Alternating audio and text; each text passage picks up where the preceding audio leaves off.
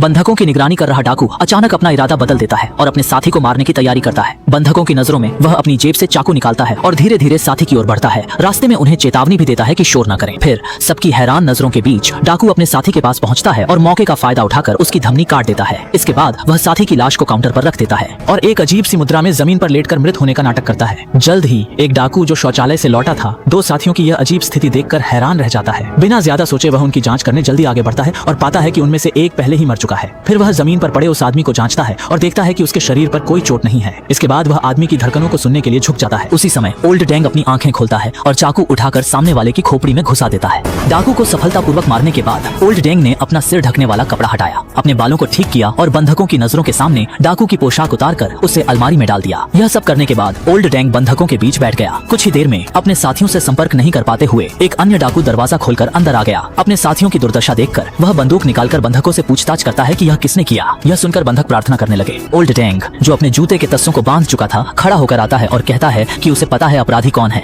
बंधकों की हैरान नजरों के बीच डाकू उसे अपने बॉस के सामने ले जाता है और उसे सीसीटीवी पर अपराधी को पहचानने के लिए कहता है। उसी समय बॉस का फोन बजता है। फोन कॉल खत्म होने के बाद जब वह लौट कर आता है तो पाता है कि उसका आदमी पहले ही जमीन पर गिर चुका है। आगे जानने के लिए सब्सक्राइब करें।